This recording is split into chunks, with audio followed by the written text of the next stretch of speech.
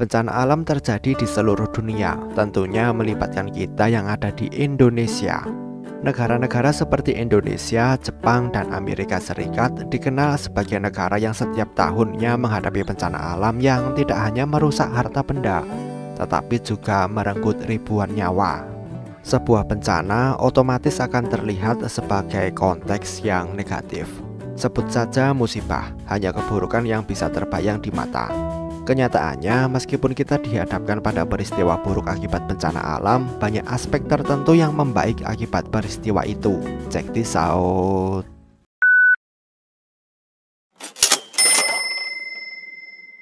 Dalam studi ilmiah, banjir membawa banyak keuntungan dengan airnya. Banjir berperan dalam menaikkan muka air di daerah yang sebelumnya terkena dampak urbanisasi atau gangguan terhadap alam. Bagi sektor pertanian, banjir juga mengakibatkan peningkatan unsur hara pada tanah sehingga menyebabkan tanah yang tergenang menjadi lebih subur dan selanjutnya mendorong terjadinya proses pertumbuhan ketika manusia bercocok tanam lebih baik. Banjir juga bisa memindahkan habitat makhluk hidup seperti ikan, hewan lain, atau serangga, memungkinkan habitat baru terbentuk menjadi ekosistem yang berbeda. Di wilayah yang airnya tidak surut setelah banjir, masyarakat yang tinggal di sekitarnya bisa memanfaatkan wilayah perairan baru ini untuk keperluan baru, seperti bercocok tanam atau dimanfaatkan sebagai sumber makanan melalui kegiatan penangkapan ikan. Gempa bumi merupakan tragedi alam yang mengerikan, tapi dampak positif dari gempa bumi terhadap bumi itu sendiri terlalu besar, sehingga pantas dikatakan jika gempa tremor adalah proses bumi dalam menjaga kesejahteraannya. Berbagai bentang alam yang dapat kita lihat saat ini meliputi perbukitan, gunung, dan dataran tinggi. Semuanya terbentuk dari pergerakan tanah ketika terjadi gempa bumi. Perubahan bentuk sesuai dengan kekuatan getaran yang dihasilkan. Itulah sebabnya pergerakan yang menghasilkan gempa disebut lempeng tektonik dalam bidang ilmu pengetahuan. Karena perubahan yang terjadi di permukaan tanah tidak hanya mengubah bentuk permukaan bumi, tetapi juga bertanggung jawab untuk mendaur ulang kerak bumi yang lama untuk digantikan oleh lapisan baru dari tanah.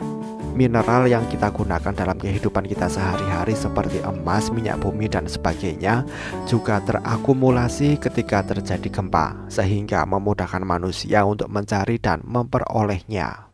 Untuk beberapa daerah, bencana vulkanik merupakan resiko harian. Meskipun demikian, banyak keluarga masih menolak untuk pindah ke daerah lain. Bersikeras tinggal di daerah beresiko karena manfaat yang mereka rasakan tinggal di daerah dekat gunung berapi. Aktivitas vulkanik menyediakan lahan subur di daerah sekitarnya, memungkinkan produktivitas tinggi di bidang pertanian. Setiap kali terjadi letusan meskipun kecil, sisa-sisa letusan gunung berapi kaya akan magnesium dan potasium yang membantu menyuburkan tanah. Abu yang dihasilkan juga merupakan pupuk alami yang efektif meningkatkan pertumbuhan tanah. Letusan gunung berapi juga berperan membentuk dataran baru, seperti yang paling baru terjadi di tengah Samudra Pasifik pada September 2022. Letusan itu membentuk pulau seluas 1 hektar sebelum aliran lahar memperbesar ukurannya menjadi 6 hektar. Kita di Indonesia masih ingat dengan tragedi tsunami besar yang melanda negara kita dan banyak negara tetangga kita pada tahun 2004 lalu.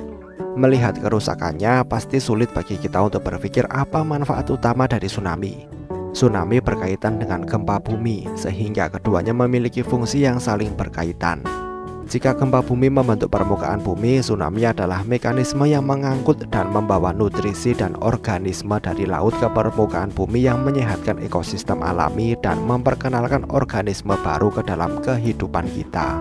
Gelombang tsunami membawa berbagai jenis mineral yang juga mendorong pembukaan habitat makhluk hidup dan memperbanyak kawasan hutan baru melalui benih yang diangkutnya.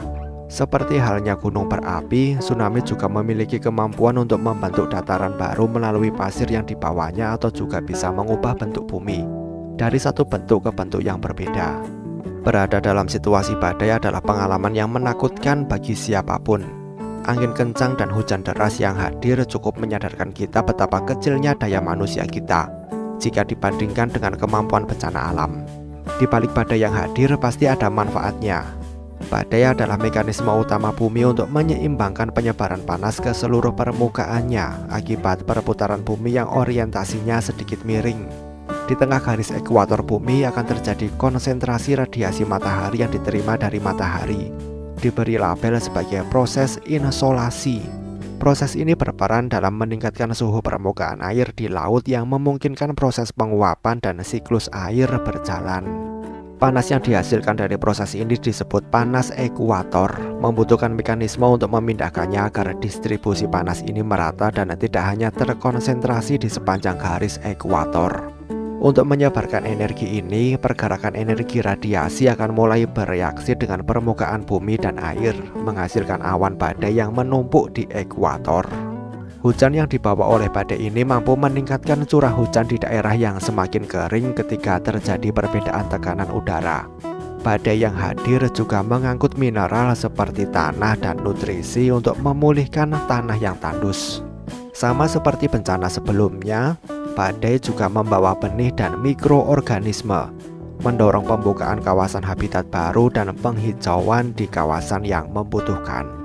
Bagaimana menurut kalian? Sampaikan pendapat kalian di kolom komentar. Terima kasih telah menonton video ini dan sampai jumpa di next video.